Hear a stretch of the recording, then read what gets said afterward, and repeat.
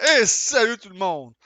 Ça passe beaucoup dans l'actualité du JV présentement. C'est assez fou, on n'a pas le droit à un petit break de ce temps-ci. Et c'est fait. AMD a signé un partenariat avec Microsoft, ou Bethesda plutôt, pour le prochain gros titre Starfield qui est supposé de sortir le 6 septembre de cette année. Puis on va parler aussi un peu du jeu Starfield aussi, concernant aussi la grosseur de qu'est-ce qu'il va prendre sur le disque dur. Fait que un nouveau coup de tonnerre chez les futurs joueurs de Starfield. Hier, AMD a annoncé, elle date pas tout à fait d'hier la nouvelle, mais juste pour le préciser, c'est juste que j'ai pris le temps de la décortiquer un peu, puis j'ai pris le temps aussi de répondre à beaucoup de questions de ce côté-là. Hein. Parce que je connais beaucoup de monde qui attend le jeu Starfield avec impatience, autant sur PC que sur console. Fait que j'ai toujours de répondre à des questions, puis j'ai toujours d'analyser ça en profondeur. Mais quand même. Fait que nouveau coup de tonnerre chez les futurs joueurs de Starfield. Hier, AMD et Bethesda ont annoncé un partenariat visant à optimiser le prochain blockbuster pour le matériel du constructeur. Si les détenteurs de processeurs Ryzen et de cartes graphiques Radeon se frottent les mains, ceux qui se trouvent chez Nvidia grincent des dents. OK. Ça, en gros, c'est pas nouveau que ça soit arrivé. Il y a aussi des jeux qui sont développés en partenariat avec Nvidia aussi, hein. Faut pas oublier. Je pourrais en nommer un vite fait qui me vient à l'esprit de même. Armor Warfare, ça a été ça, parce que Armor Warfare, quand j'ai eu ma Radeon il y a longtemps, ma 5700X, je peux te dire que le jeu tournait vraiment pas très bien. Hein.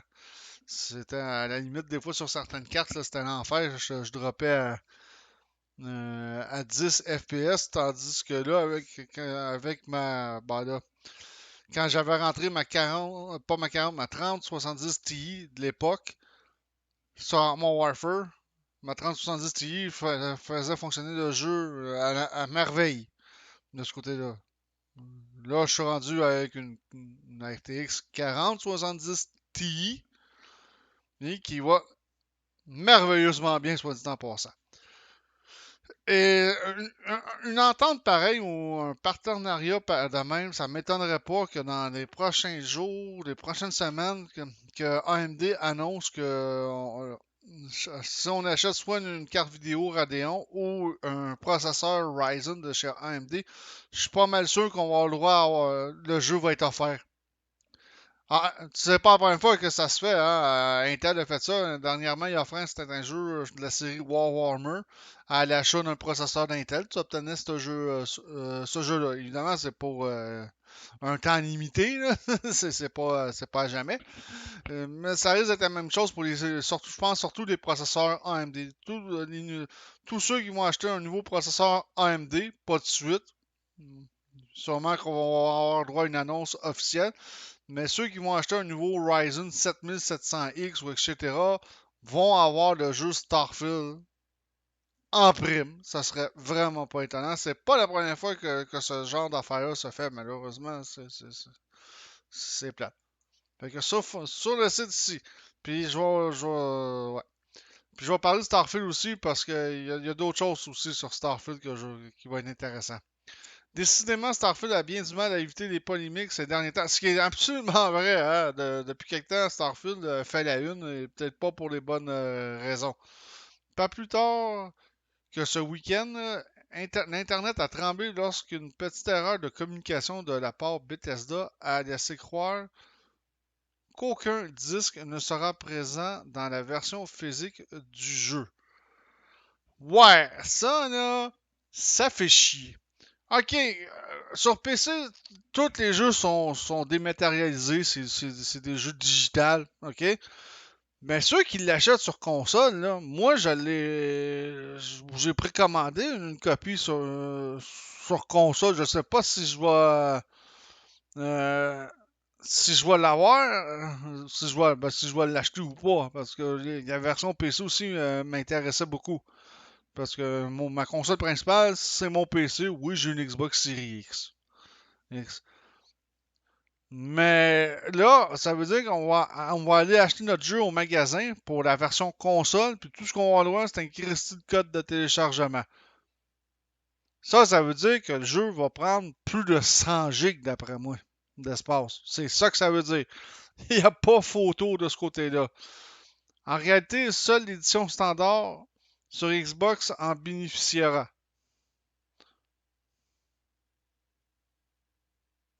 Bon, est-ce que... ouais. Alors que le studio a à peine eu le temps de calmer le jeu qu'un autre scandale a éclaté sur les réseaux sociaux. Bon, ok. L'édition standard, on va peut-être avoir le droit peut-être à une version physique. Moi, c'est ce que j'ai précommandé, la version standard. Moi, les versions de luxe, là, tu sais. Je sais pas, des fois ça donne pas grand chose. Des fois on paye vraiment pour. Tu sais, on a une season pass dans une version de luxe, mais des fois la compagnie du jeu nous fait payer une season pass, puis sort deux, trois petits trucs mineurs, puis that's it, puis ça vaut même pas le prix de la season pass en tant que tel. Fait que tu sais, moi les season pass, disons que c'est le moins possible. Il y a des exceptions, mais le moins possible. Fait que seule édition standard en bénéficiera. Bon, on va aller voir ici. Et, bah, Starfield. Finalement, la version physique inclura un disque, mais seulement sur Xbox. Bon, ben, c'est logique. Hein, fait que, tu sais, ça, c'est un autre débat. Alors, disque ou pas disque? Il semblerait que même Bethesda semble avoir du mal à se décider sur la question concernant Starfield. En effet, le studio a récemment annoncé sur Twitter qu'aucune version physique du jeu comportera de disque.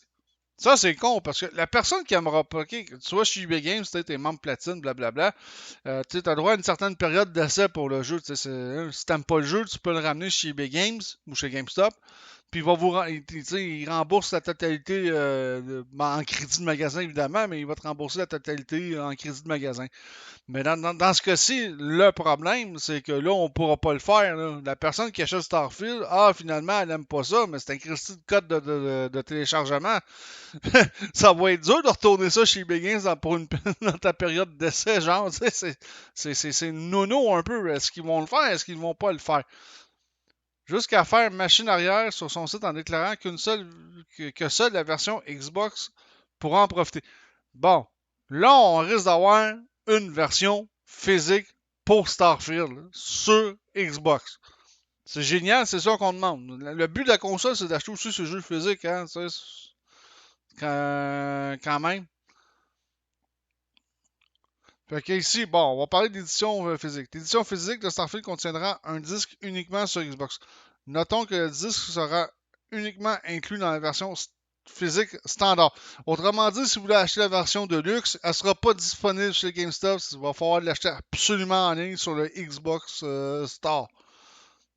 Ça a toujours été. Ça s'en vient de plus en plus comme ça, anyway. Il y a de moins en moins d'éditions de luxe en version physique.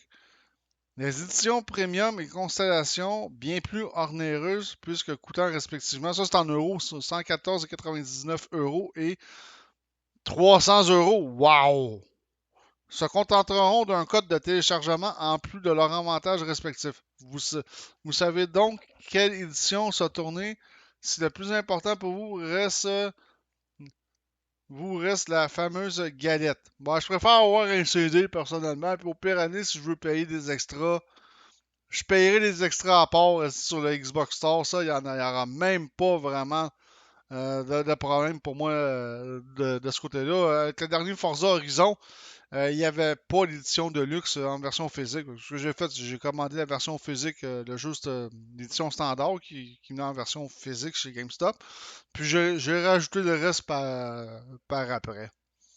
Hein, tu sais, ça m'a pas dérangé.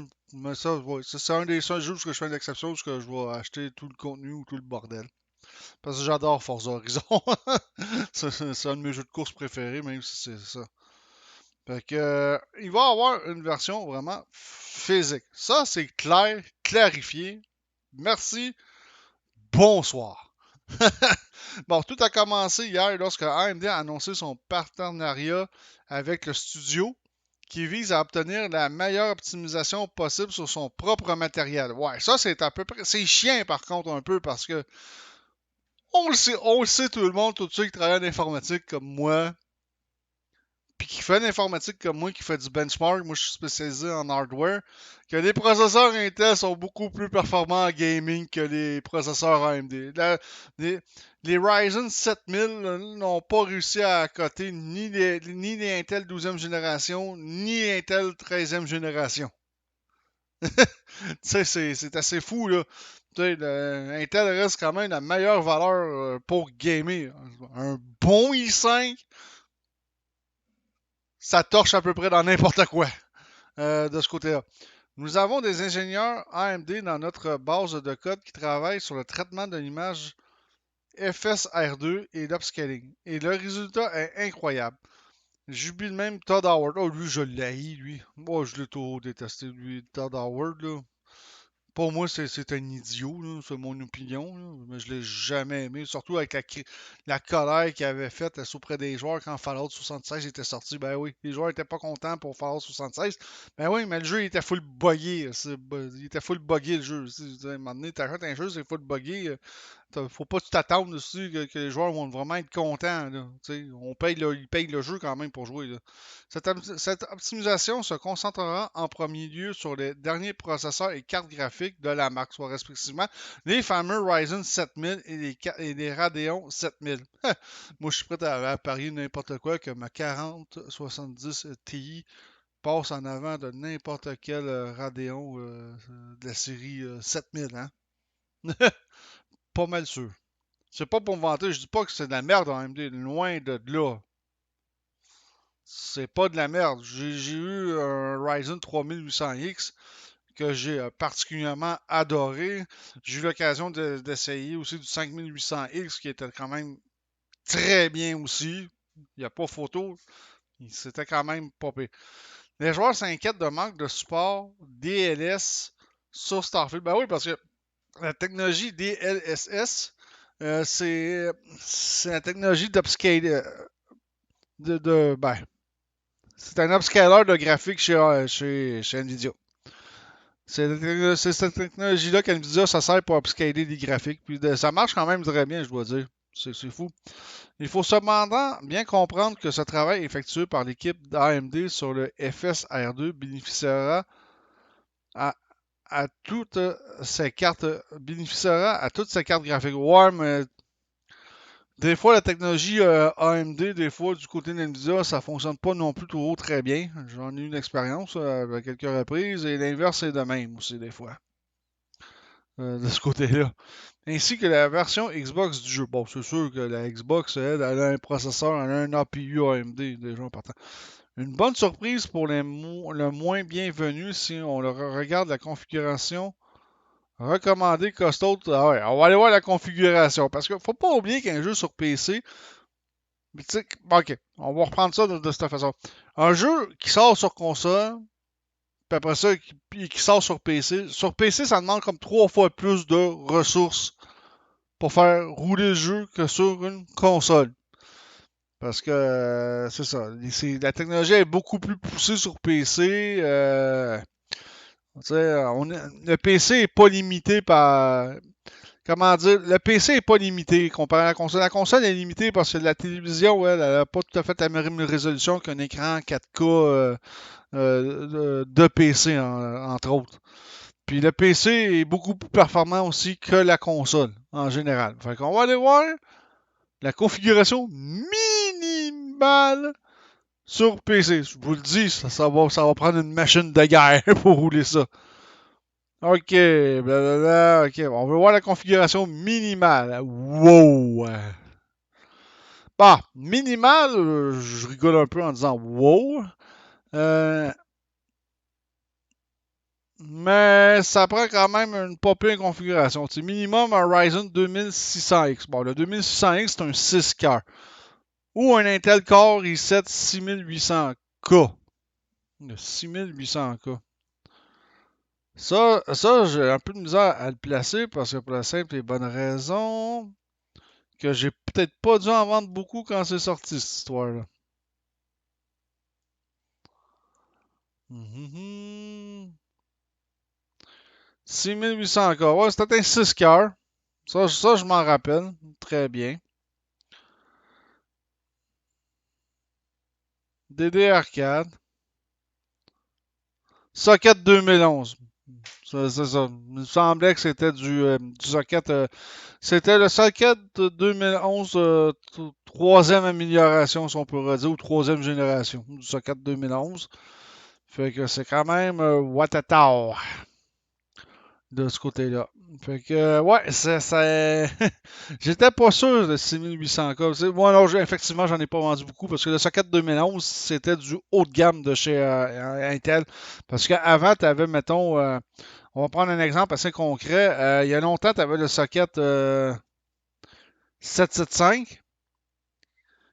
Puis si tu voulais être dans du haut de gamme de chez Intel, tu avais le socket 1366 qui était le haut de gamme. Ça fonctionnait en tri-channel et tout le bordel. Le socket 2011 fonctionnait en quad channel. C'était quand même. Mais le socket 2011 a été le dernier socket haut de gamme produit par Intel. Après ça, il n'y en a plus vraiment eu. Puis de toute façon, anyway, mettons que mon 2600K à l'époque sur. Pas mon 2600K, même mon 4790K, mon 4790K en socket 1150 euh, était capable d'accoter les processeurs du socket 2011. C'était pas con ça, c'était vraiment. Puis même mon 2600K bien overclocké, il était capable. Ça, je me rappelle plus c'est quoi le socket du 2600K. Non, on va aller voir c'était quoi. C'était 11. 11,55. C'est ça. Puis l'autre, le 47,70K ou le 47,90K, c'était le 11,50. Ok, une RX 5700. Wesh, c'était pas bon. Ou une GeForce 1070 Ti. Oh, espace de stockage 125 GB. Eh, boy, hey. Hey, s'il faut que ça rentre, c'est 125 GB aussi sur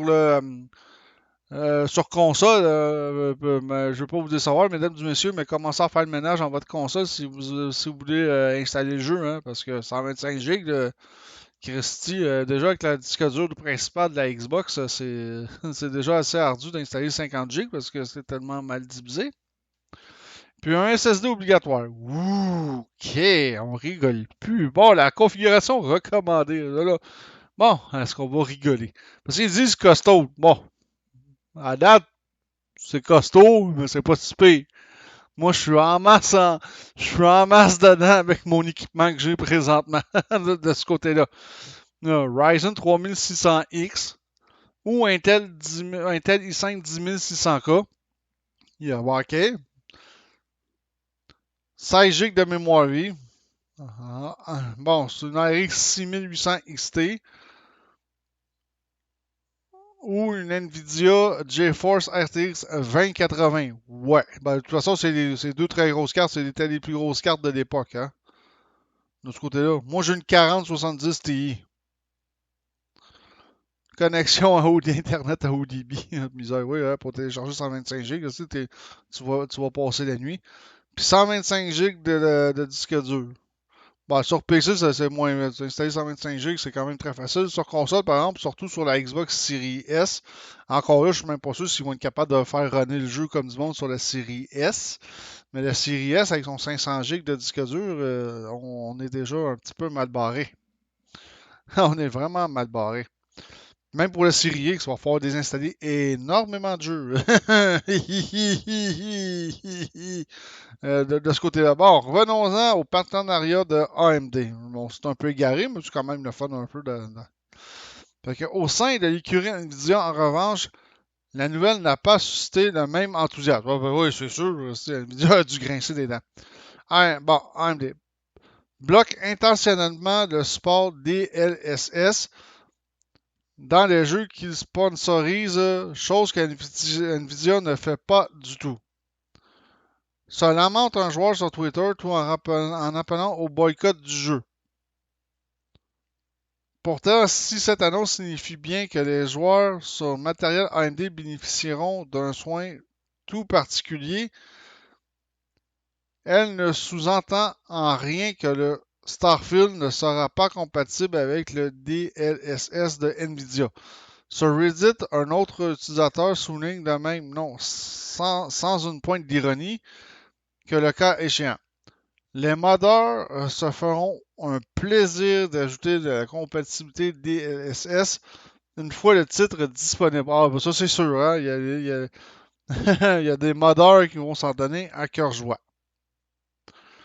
Quoi qu'il en soit, et malgré la fâcheuse habitude qu'a Bethesda de sortir des jeux truffés de bugs, ah oui, ça c'est vrai, Fallout 76 en est un bel exemple de ce côté-là. Il paraît assez peu probable qu'un titre de l'ampleur et de l'importance et de l'importance pour Microsoft sur Starfield connaisse un lancement catastrophique sur les cartes graphiques Nvidia. Wow, on sait jamais, hein? Tout est possible. Le support du DLSS, si bel et bien absent à la sortie, ne passera, ne passera très probablement pas par la trappe. Ouais, bon, ok. Fait que, ouais, c'est un peu merdique parce que là, on sait pas à quoi s'attendre. Tous ceux qui ont des cartes graphiques Nvidia, là, Microsoft a signé une belle entente avec AMD. C'est assez dégueulasse. Bon, au moins, si jamais tout ça se concrétise, que ça va être moins bien optimisé pour les cartes vidéo Nvidia ou les processeurs Intel, mais on peut toujours compter sur une méga communauté de modeurs qui vont faire le travail pour rendre toute cette technologie-là accessible dans le jeu.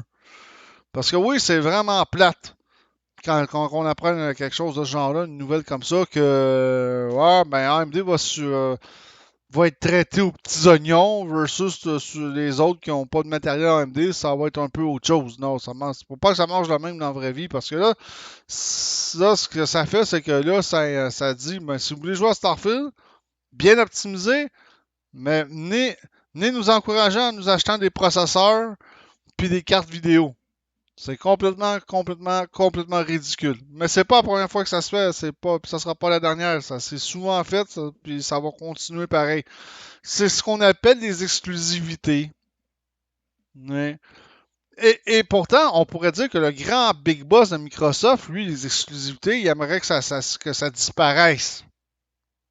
Le grand big boss de Microsoft, il n'y a pas longtemps, avait déclaré ça en entrevue. Qui aimerait que les exclusivités disparaissent parce que pour lui, ça n'a pas vraiment sa place, ça donne rien. Mais qu'est-ce qu'ils ont fait, Microsoft, là, présentement? Ben, ils ont signé une entente exclusive pour le matériel AMD pour le jeu Starfield sur PC. C'est exactement ce qu'ils ont fait. Moi, je trouve que il y a quelque chose qui marche pas dans leur raisonnement trop là, de ce côté-là. Là. Ils disent une affaire, puis après ça, ils se contredisent. Ils font le contraire. Mais on en a la preuve encore présentement. Fait que je ne sais pas trop ce qui va se passer. On va attendre d'avoir plus d'informations un jour. Ça devrait arriver. Fait que je vais continuer à checker l'actualité pour Starfield. Savoir s'il va y avoir des développements puis du changement là-dessus concernant cette histoire-là. Fait que là-dessus, je vous dis ciao tout le monde. À la prochaine.